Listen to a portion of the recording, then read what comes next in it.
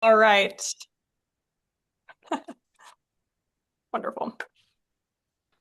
Okay, so just to kind of reset us here, I will say welcome again to the Graham Summer School info session. We are very excited to talk today about our inaugural Graham Summer School on the theme of civic virtue. I'm going to turn things over briefly to our esteemed Dean of the Graham School, Seth Green, just to give us a brief welcome, and then I'll say a little bit more about sort of the agenda for today's session. Over to you. Wonderful. Well, I want to start by saying a huge thank you, Trish. Trish has been our quarterback for this new endeavor, and as you'll hear about, it could not be more exciting thanks to her leadership and her recruitment of four outstanding instructors being led by Dr. Fred Beitler to really bring civic virtue to life. I'll just share a little bit of context of how we've come to this new program and why we think it's going to be such a valuable part of the Graham School experience. There are really three big ideas that motivated what you're going to hear about. The first is that our top strategic priority in the current strategic plan is to be strengthening our Graham School community. And what we mean by that is we've grown a lot as a school, and a lot of that growth has been online. We are ecstatic that our community is bigger than ever. At the same time, we know that why people remain and deepen their involvement is because of their peers and the relationships they form and their ability to be in joint inquiry. And what we are trying to do is think about all of the different ways that we can really weave this community together. And it was actually in a conversation at a mingling function hosted by Roberta Lee, who I see on here, and with David and some others, that we began talking about how do we leverage summer as this time where we have less formal courses, especially online, but people may have a little bit more flexibility to really create an oasis where people from all over the Graham School, especially those who may find us virtually a lot of the time, to come together, be in community with one another, and have that 3D joy. And so then, even if they continue to find us online for the rest of the year, this becomes a recurring annual experience that really builds this sense of community, connection, and relationships that then endures as we continue to seek knowledge together online. And so strengthening community is a big goal and one that you'll hear about because there's the class each morning, but then there are experiences that really allow you to build together on all that you're learning in a relational sense. The second is that we have been thinking a lot as a school about our role in democracy. One of the foundational reasons that we have, for example, a great books program is that we believe this great conversation is essential to citizenship, that it informs how you understand the world that we live in today and how you interact with it. And so, as a school, we have long thought a lot about our role in developing wise leaders who can participate in democracy. And we are in the US, and the US is celebrating its 250th year of democracy during a time where the very ideas of democracy are in very heated debate. And this program will look more historically at civic virtue and look at texts. But absolutely, we believe that at 250 is a really important time to look at those foundations, to understand them, and to think about their interaction with contemporary times. The final reason that we're really excited about this opportunity is that we really believe in the opportunities to apply learning. And so, what you'll hear about in the agenda is that you're going to be reading these texts in the morning, but then you're going to be out in the world and you're going to be looking at how the timeless and the timely come together. And so, this program really comes out of those three goals. And I will turn it back over to Trish to talk more about what it looks like, not just in theory, but now in practice. Wonderful. Thank you so much, Seth. Very well said. I realize I didn't formally introduce myself at the start of things. So for those of you who don't know me, let me just say that my name is Trish Bredar, and I'm the Director of Non-Credit Programs here at the Graham School. And I'll be sort of the main point of contact for all your summer school questions. So we'll be covering a lot of ground today, but anything that we don't get to or that you have more specific questions about, you can email me, and I'm putting my direct email address here in the chat, so you all know how to get a hold of me. So, just a couple of quick housekeeping notes, which I'm sure you'll all observe. Please do keep yourselves muted until the Q&A portion of things, just to kind of minimize distractions. And I will also keep an eye on the chat. So if you want to sort of save an idea for later, mark a question, I'll be checking that as well. So without further ado, as Seth has said, we are very excited about this new program, and we had a few sort of key aims that Seth has done a brilliant job of outlining. So after that, I'm going to really kind of jump into a little bit of the nuts and bolts of what this program is going to look like on the ground. I will introduce all of our instructors who are going to be faculty on this program, and then I'm going to turn things over to Fred Beitler, who is our sort of intellectual lead for the program, and he will speak much more eloquently than I ever could about the actual kind of course content. So let me just page through here. So Seth has covered this fairly well, so I won't belabor any points here. But I do just want to kind of set expectations on what participants in this program can expect to get out of the week with us. So the first is, right, this deep intellectual engagement with the core theme of civic virtue, which, as Seth has spelled out, is, I think, particularly prescient at this moment. However, the program isn't just about class, so we really have tried to inject this idea of community and connection into every aspect of the experience. So you'll not only have shared classroom experience together, but you'll also be dining together and exploring the Chicago area together. Um, and that brings me to the third thing that you can expect, which is to have rich cultural experiences beyond the classroom that we've really are particularly designing to not only build on course content and dovetail with the things that you'll be learning in the classroom, but also kind of harness the unique resources of the university, the Hyde Park neighborhood, and the greater Chicago area. So, what will this actually look like on the ground? Um, as I think you'll probably have picked up on by now, our location for this program is going to be the University of Chicago's Hyde Park campus, which you'll see many lovely pictures of here in the background. And as I was saying before we got started, I'm just longing for the days when the campus will look like that again. Currently, a little bit less foliage and a little more snow. So the dates for the program are August 17th, which is a Monday, through Friday, August 21st, with an optional welcome event on the evening of Sunday, August 16th. And the program fee of $1,495, that includes your tuition, the welcome event, the daily breakfast and lunch, all of our kind of core activities and excursions, which I'll say more about here in a moment. And just to note, you do not have to pay the entire fee up front. We just require a $500 deposit at the time of registration in order to kind of hold your spot in the program. In terms of who can attend, this is open to all current and former Graham School students. So if you've taken a class with us in any program, you are welcome to attend. And the program is also open to University of Chicago alumni. And so we're really hoping that this offering can kind of create connections across some of the various facets of the Graham School community, which has been growing in really exciting ways over the past few years. To register, it's fairly simple. You can go to this graham.uchicago.edu summer-school address, which I will also drop in the chat here.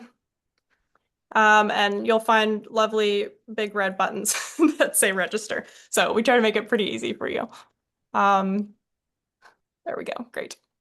So those are sort of the very basic program facts. I imagine there might also be some questions about lodging. Um, while participants are responsible for arranging their own lodging, I do want to highlight that we have a block of rooms reserved at the study at the University of Chicago. Some of you all may have stayed there before for other Graham or U Chicago events. And this is a particularly good option because it's located right on campus where all of our main activities will be. And we have arranged a discounted rate of $219 a night for summer school registrants.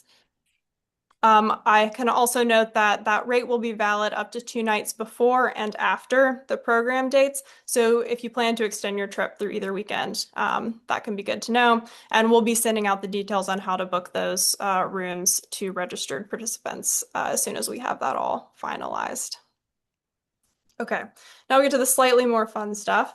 Um, what does our actual schedule look like? So this slide just kind of shows at a glance what the week is going to look like. You'll see that we have a sort of general rhythm for most days, with the program being bookended by a welcome reception on Sunday and a lunch and closing reflections on Friday. And we'll plan to wrap up the formal programming by about 2 p.m. on Friday. So anybody needing to head out for the weekend or embark on their other travel plans can plan to leave by Friday afternoon. Um, and then to drill down a little bit further, this is sort of what the average day, i.e. Monday through Thursday, will look like. So each morning, students will convene for a shared anchor course, which is titled Civic Virtue and the Common Good. And Fred will be speaking more on that in just a moment. We anticipate being able to offer breakfast on site in or near the classroom. Those details are still being worked out, but basically the idea is everyone will convene, chat, and then kind of disperse into class, which will meet for 2.5 hours with a short break in the middle. This is a non-credit class, which will be familiar to those of you who have taken basic program or open enrollment classes. Basically, this means no written assignments or grades. Your full focus is on kind of learning and hopefully enjoying the experience. In terms of the class structure, in order to maintain the kind of classic Graham School experience of small discussion-focused classes, we're going to divide the group into small sections with no more than 15 students each. So even though we're planning to have about 60 people in the program as a whole, you will actually have that sort of small discussion experience in the classroom. And each section will be led by one of our exceptional Graham School instructors, who I'll introduce here shortly, and they'll be working from a shared syllabus. So again, you'll have that kind of common language of similar texts, but maybe slightly different classroom experiences, which we hope will make for generative conversation and a shared lunch after class each day. So the full group will reconvene after class for shared lunch in the campus dining hall, where you might feel inspired to kind of continue your discussions from the classroom or maybe take a break from them. And then from there, each afternoon will look a little bit different. So this is the time that we're going to devote to curated special programming that complements course content. So this will be a combination of special lectures and local excursions. Again, really trying to tap into the unique cultural resources of Chicago. Some of these are likely to include, a very tailored campus tour, a guided museum experience, and almost certainly a visit to UChicago's special collections and rare books at the University Library. They have a stunning collection of documents where we can actually do some kind of hands-on looking at some key texts. We turn this off. And then finally, in the evenings, great. So after a full day of programming, you will generally have your evenings free to kind of spend as you like.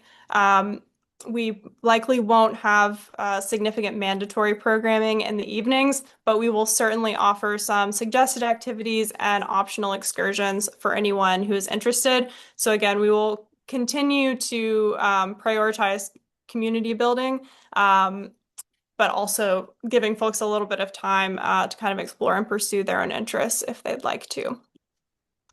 So this kind of hopefully gives you an idea of what the rhythm of the program is going to look like. And I'm sure at this point you're probably curious about the intellectual side of things and what exactly is going to be covered in that core course. Several of our instructors are here, so I'm going to ask them to kind of briefly introduce themselves before turning things over to Fred Beitler to go over the curriculum in more detail. Fred, do you want to start off by just introducing yourself, and then I'll have Len and Jacqueline say a brief hello as well. Sure. Thank you, Trish. Sure. Yes, I'm Fred Beitler. I did my graduate work here at the University of Chicago back more years ago than I care to remember, but it's actually my PhD is from the University of Chicago in American history. And I've had a career in numerous public and private institutions, including as deputy historian of the House of Representatives from 2005 to 2010. And I came to the Graham School, came back to University of Chicago in the Graham School back in 2015 as the Associate Dean of Liberal Arts Programs here. And then about the time of COVID, I stepped down and I've been teaching ever since, usually 2 to 3 courses a quarter.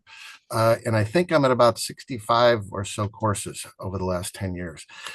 So that's one of the things about it. And I specialize in American history, European history, and the history of Western civilization, as well as American politics and government. So Yeah, wonderful. Thanks, Fred. And I believe Len is here. Len, would you mind saying a quick hello? Hello, Lynn Atnip. I have never worked in government, unlike Fred, and have no particular specific expertise in American or other government. I am a graduate of the University of Chicago's Committee on Social Thought, where I wrote about primarily 20th century American literature and philosophy of literature, but with a strong interest in sort of crises of modernity and how philosophy and literature can educate us to the sort of normative conditions of our life, which seems to be at issue in our civic life. And I've been in a sort of extracurricular and more increasingly curricular way, very interested in what the humanities have to offer, our reflection on our civic lives. I also write fiction about people who are drawn to political violence because they can't seem to believe that argument will get us there. So this is something I've been thinking about. I'm an instructor in the basic program. Wonderful. Thank you, Len. Appreciate it. And Jacqueline is here as well. Would you say hello, Jacqueline? Yes, hello. I'm Jacqueline Victor. I'm an instructor in the basic program as well. My background is that I have a PhD in French literature from the University of Chicago. My area of specialization is medieval studies, but if you study French, right, you sort of have to deal with the whole gamut of it. And there's, of course, this interesting connection, right, between sort of French philosophy and what happened, what's going on, and, in sort of the founding of the United States, but also all the sort of ideas that have continued to be impactful, right, since that time. I think that for me, one of the most interesting parts of teaching in the basic program has begun to put together through sort of philosophical readings, ideas that I was encountering often in text, right? We see the idea of civic virtue even in something like Dante's Inferno. It's sort of this common literary theme, but it's interesting for me to see how the sort of experience, right, that we find in literature is connected to these kinds of larger ideas about civic virtue. Beyond that, though, I think for myself, and Seth talked to this a little bit, what I have loved, I think, the most about the basic program has been the community that I have found within it. And I just wanted to be part of this initiative to think about a way of bridging classroom learning with other forms of community and sort of intellectual exploration. So that's why I'm here. Wonderful. Thank you so much, Jacqueline. And our fourth instructor who couldn't be here today because she had a conflicting work event with one of the other things that she's doing for us is Jennifer Lind, who some of you all may know. And so I'll just briefly introduce her for those of you who don't know her. Jennifer is an instructor in the Graham School's open enrollment program. She holds multiple degrees focusing on international relations and U.S. foreign policy. And she happens to be a graduate of Graham's own Master's in Liberal Arts program. And she has worked for the U.S. State Department and the U.S. Agency for International Development in Washington, D.C., former Yugoslavia, and several sub-Saharan African countries. Her Graham School courses that focus on international relations through a literary lens have been much beloved by our students. And so she will also be joining us this summer for the program. So thank you to all of our instructors. We're extremely excited to have you, and I'm sure our students are as well. So with that, I will turn things over to Fred to say just a little bit more about the course itself. Thank you, Trish. I did forget to mention that I am a graduate of the basic program, which is important here. So I understand how we do things. And one of the things, as we're looking at it, as we were asked to put together a curriculum, we wanted to go with the idea of civic virtue and common ground.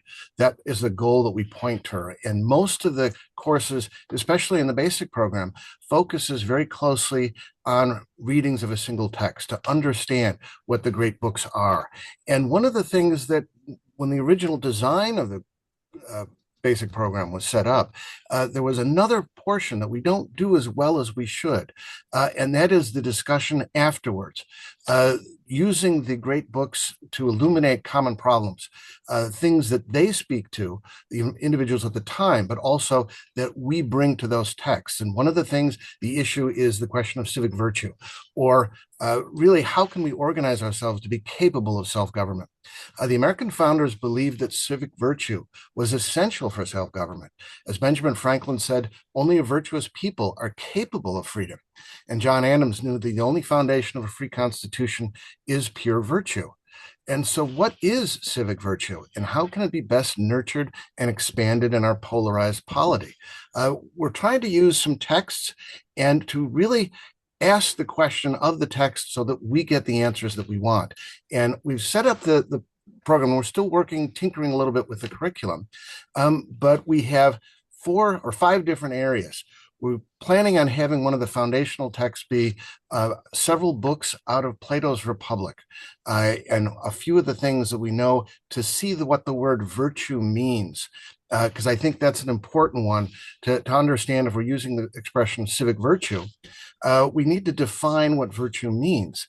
And it was interesting that Thomas Jefferson wrote in his Commonplace book, which is his journal when he was a youngster, a quote from Baron Montesquieu on the spirit of the laws. And let me read that quote. The virtue may be defined as the love of the laws and of country. As such love requires a constant preference of public to private interest, it's the source of all private virtues, for they are nothing more than the very preference itself. This love is peculiar to democracies. In these alone, the government is entrusted to private citizens. Now, a government is like everything else. To preserve it, we must love it. And Jefferson wrote that from Montesquieu. And as I was thinking about how best to look at questions of virtue, we want to look at the classical world, looking at Plato, looking at some works in Aristotle, and then pivot to a modern understanding, and then look at how the American founders were wrestling with questions of virtue in its relationship to setting up a question of self-government. But then one of the things that I wanted to work toward the conclusion, what happens when you have a polity that may not have necessarily virtuous citizens? And that's one of the things that James Madison was really wrestling with when he was explaining why we should ratify the Constitution. The Plato, Aristotle, Montesquieu, Jefferson, Madison, Franklin all see the essential aspects of why we need a virtuous citizenry. And that is a virtuous citizenry, meaning not a, one of the things is we use the term virtue in ways that maybe the ancients didn't quite. And so one of the things I was trying to explain is what do they mean by virtue? And they go back to, I mean, Socrates talks about questions of the virtue of a dog or a virtue of a knife. And I was thinking about it, the virtue of my eyes. Do we have virtuous eyes? That's an interesting question. I don't, because I can't see anything. But when we do it in American context, you say, she has virtuous eyes.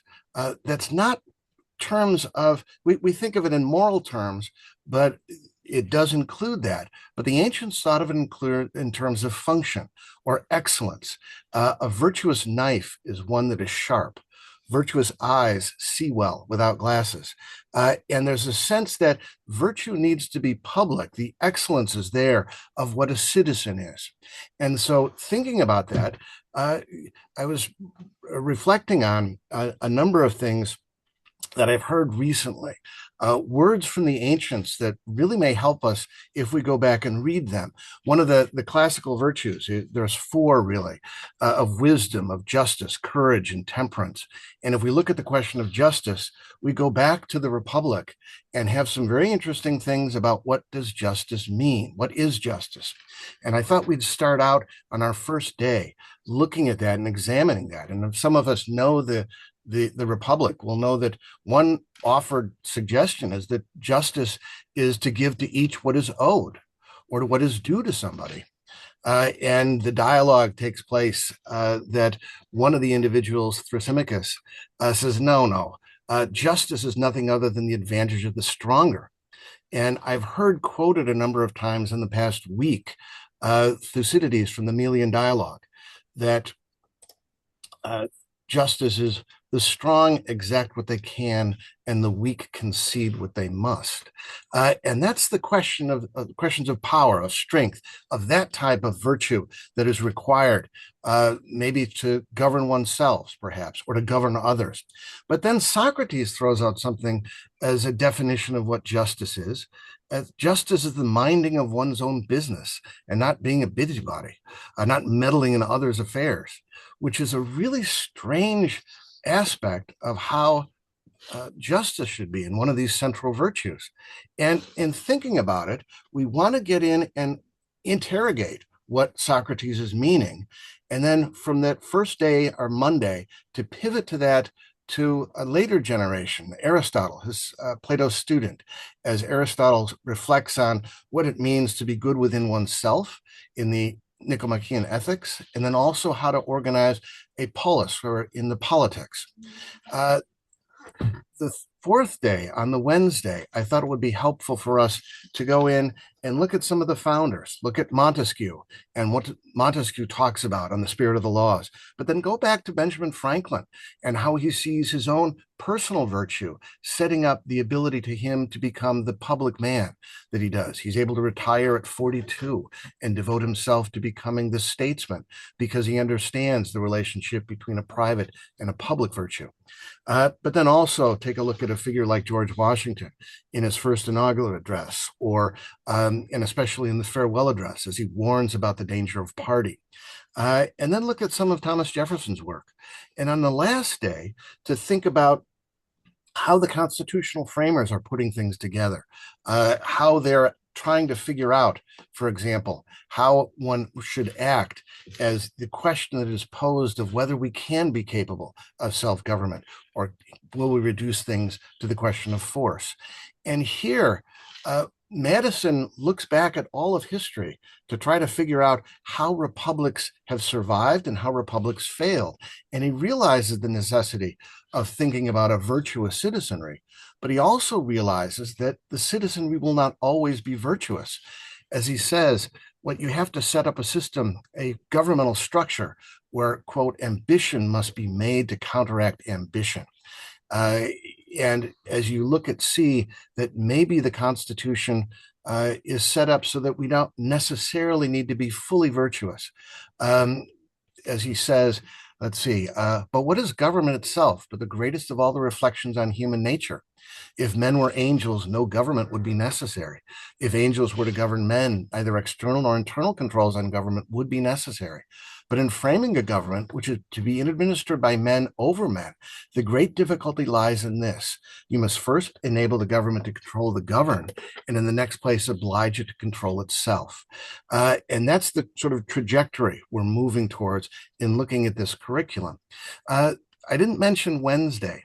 And one of the things I was thinking about doing is having us read selections, several of the chapters from a modern dialogue, one that is done by a critic and a historian and sort of a cultural advocate by the name of Jane Jacobs. She writes a book in the 1990s called Systems of Survival, where she talks about different moral frameworks that she tries to figure out what in the world Socrates is talking about, is that justice is the minding of one's own business. And here she puts it in contemporary terms, looking not only using Plato's term of what it is to be a guardian, one who has control over governance and territory, but also one who is a commercial figure, one who acts and engages in business and in the realm of the economic, and how what she suggests is we need to make sure that these are two separate ways of looking at the world, two separate forms of earning a living, and then some forms of providing ways to avoid what she'll call a dangerous mixing of various syndromes. We'll develop that because we want to bring this notion of the various classical ideas and founding ideas up to the present, because we're the ones who are raising the questions that we are interrogating these thinkers as we come to some of our own conclusions. So that in brief is kind of the idea of what we're looking at over the course of these 5 days. We're also thinking about adding a few little things, maybe in the evening as voluntary things. And Jackie had suggested, and I think Lynn was too, about doing a play or maybe a reader's theater of a play, something by Camus, for example, on the term of the just, what that means. So we're trying to do a number of ways to emphasize not just close reading of important texts, but especially the dialogue that we have as we try to use those texts and those ideas to understand our own contemporary situation. So that's the idea behind the move. And we're very clearly trying to see a move from civic virtue to a place called common ground. That's the idea and that's the goal. So that's overall a brief outline of what we're thinking about doing Monday through Friday in the mornings, and having a few things a little bit maybe as voluntary things in the evening. Thank you, Trish. Go ahead, take it over. Wonderful, Fred. Thank you so much for that glimpse into our summer plan. So we have a great amount of time left for questions. I see that a few people have already put things in the chat, and so I'm going to go ahead and start running through those. But I would like to invite everybody in the audience, if you could use the raise hand feature. Let me stop sharing so that I can see more of you. There you are. That's great.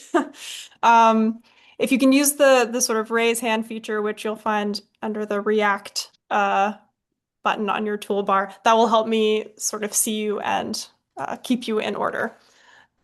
So let's see, a few questions in the chat. Roberta has asked whether the afternoon's excursions will combine all of the sections and whether all of the sections will be in the same building. So the answer to the second question, yes, we are going to look for classroom spaces that are sort of adjoined or close to one another. Again, the idea is that even during break times, during breakfast, there will be time for folks to sort of see each other across the sections, say hello, exchange notes and ideas. And then for the afternoon excursions, as much as possible, we're aiming to have these be for the full group together. However, 60 people is unwieldy for certain activities. So I think what we will likely end up doing is, perhaps on one day, one group will do the campus tour, for example, and the other group will go to special collections and then flip-flop. We'll need to kind of work those out a little bit depending on the specific activities. But as much as possible, the afternoons we wanted to be a little bit bigger, livelier, and congenial. Those are great questions. Ray asked if the groups will stick with the same instructor throughout the week. The answer is yes. So you'll be in one section with the same classmates and the same instructor through the week. So you'll sort of have almost a mini cohort within the program cohort to facilitate some of those kind of closer bonds the way that you would have experienced if you took a basic program class or an open enrollment class. That's another great question.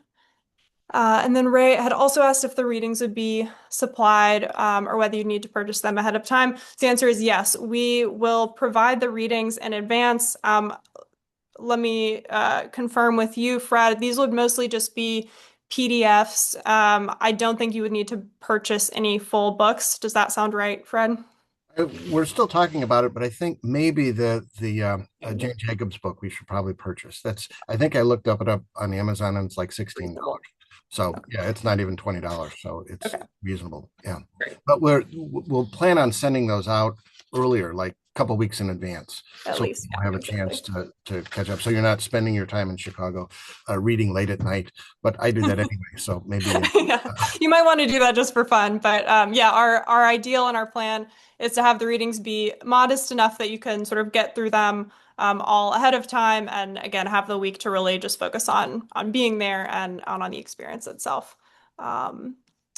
Let's see, Steve, you've had your hand up. I can go ahead and answer your question. Yeah, great. Thank you, Trish. And Fred, great to see you. Really looking forward to I've already put my deposit in, so looking forward to the 5 days with you guys. I'm wondering, so this will happen organically, but I'm also wondering, one of the things I want to do is figure out how I take this back and make it actionable. So I'm just wondering what kind of opportunities, are we going to think about anything structured for reflecting on that, sharing with each other that? What are your guys' thoughts about that? Yeah, that's such a great question, Steve. And Fred, if you have any thoughts about how this would look in the classroom, I'd welcome them. I did sort of create that longer lunch period on Friday as a really intentional time for reflection. I think we will bring all of the cohorts together, and I think ideally have some sort of structured, moderated conversation about what we've learned over the week and yeah, how we plan to take that forward into our lives. So that was sort of the rationale behind the kind of capping off event of the program. Great. I'm thinking on a few handouts too that we may put together that we could use as takeaways afterwards, because some of these ideas are quite complex, and especially most of the classes that we usually do at Graham, you dive deeply into one text rather than looking across maybe 5 or 6 texts and see what they have in common, and also what we can use. And so I'm very much wanting to make sure that we have something that is actionable, as you say, or practical. And it'll be interesting as we work together. This is the first time we've done the summer seminar. And I think the 4 different groups are going to come up with some different things. And I think it could be very helpful that last day that we spend some time, almost even having 1 or 2 members even mention very briefly of what we thought we've accomplished in each of the 4 different seminars. I think that could be a very interesting way to continue the conversation. Lynn has different backgrounds, Jackie has different, Jennifer and we'll probably all take the texts a little bit differently. And it's been fun to kind of talking about it. There's some who like to go deeply into a short amount, others of us who like to read whole chunks of things. And so we're going to watch the different styles, but because of the participants in each of the seminars, if there's 15 people, they're going to come up with things that maybe not quite a consensus, but a reflection that we've come to these kind of conclusions about our contemporary sort of situation, contemporary political situation, or the idea of what it means to be self-governing in a democratic republic. And this is what our takeaways are.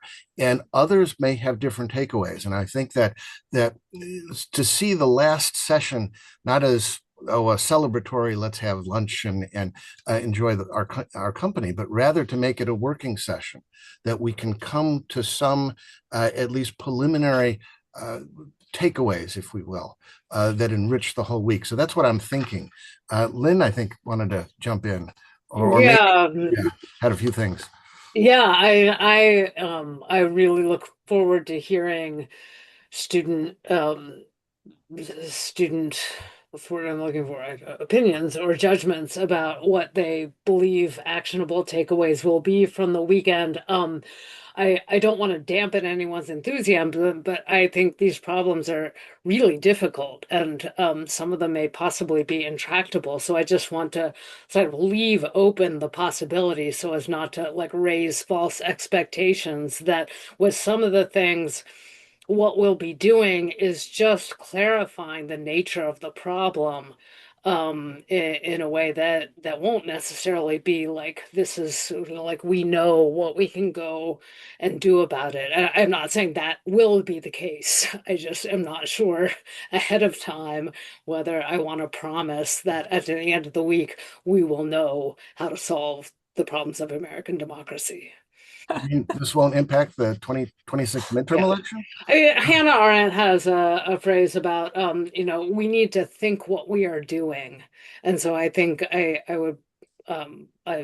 was thinking I was going into this week thinking like our task is to think, try to think these problems, to think what we are doing, which of course in a political, we're political agents, we're citizens, and that ought to have implications for then how we act. But the thinking part is primary and maybe really a big task in and of itself.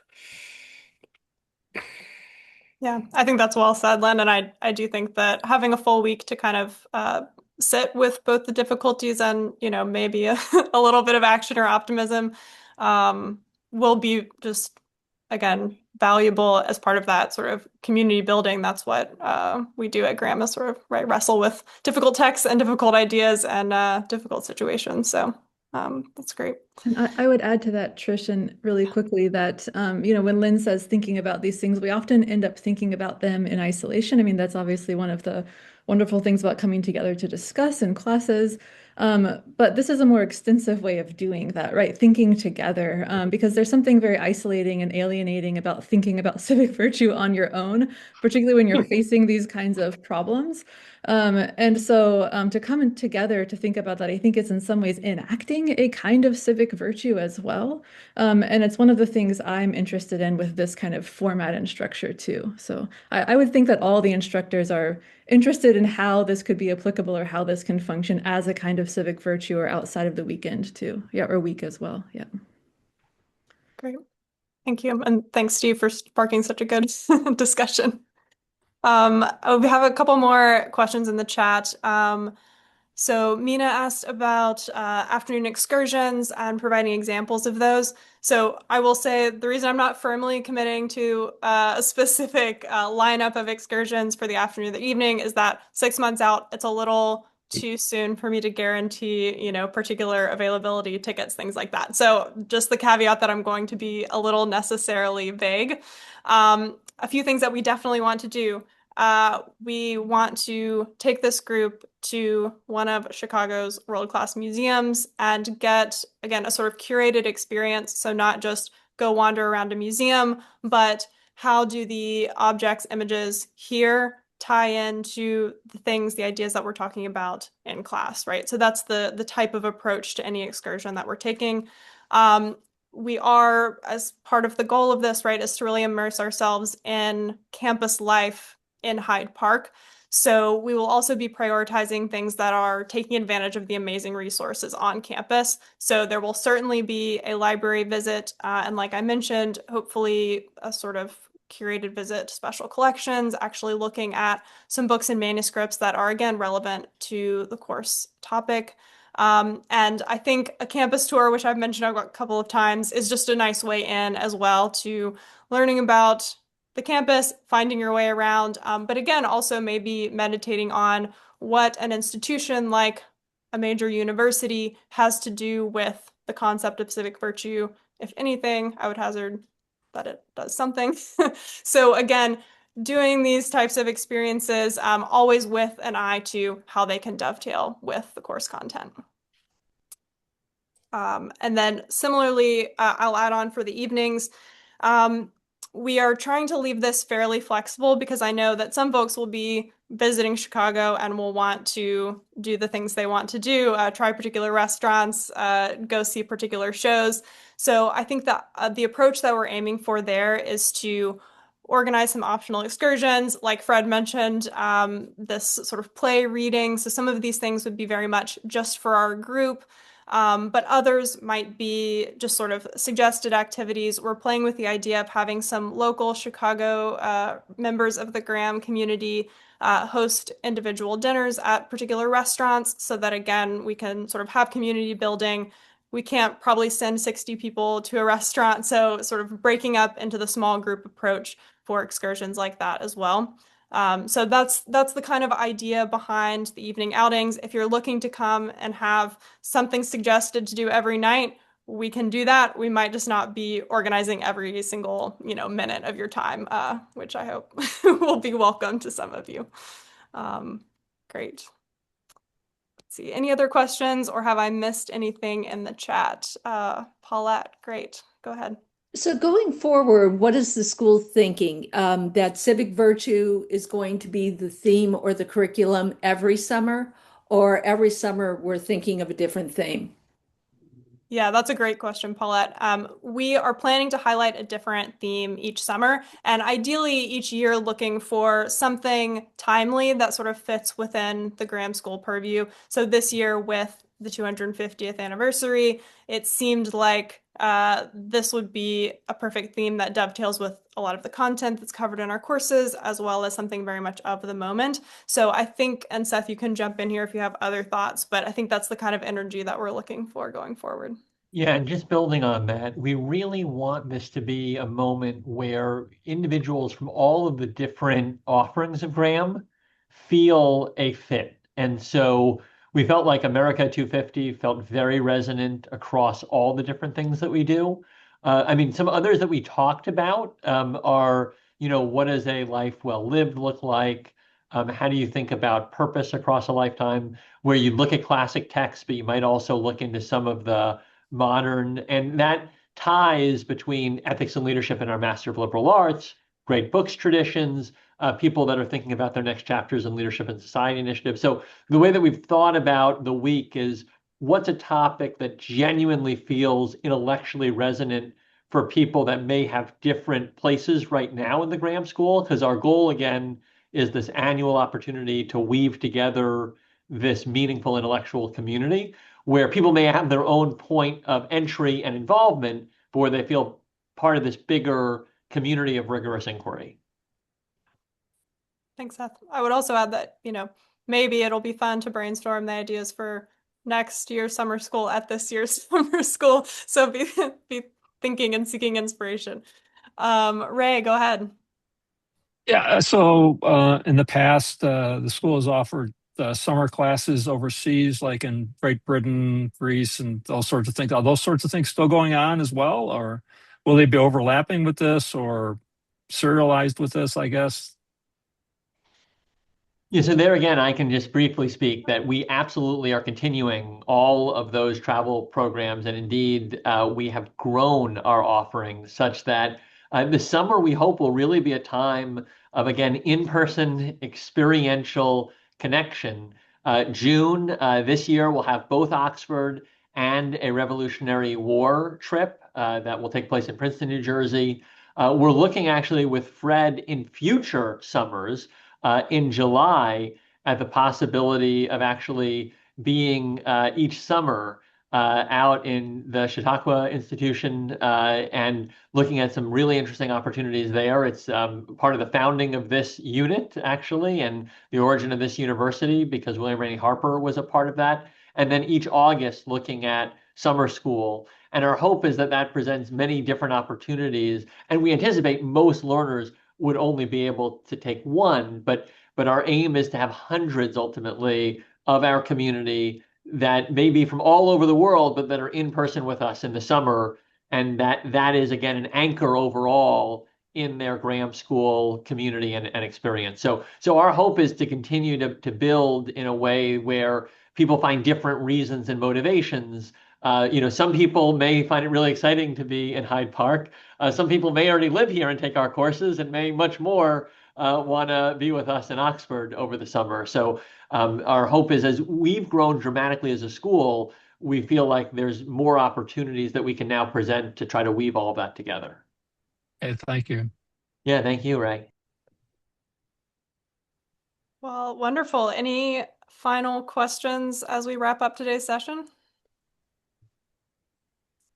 Okay. Well, you have my email address in the chat. I look forward to hearing from you, answering any inquiries. Don't forget the registration button is right there on the webpage. And I'm very much looking forward to seeing some of you this summer in Hyde Park. Thanks, everyone. Likewise. Bye, everyone. Stay warm Thanks, for those who everyone. are nearby. Thank you.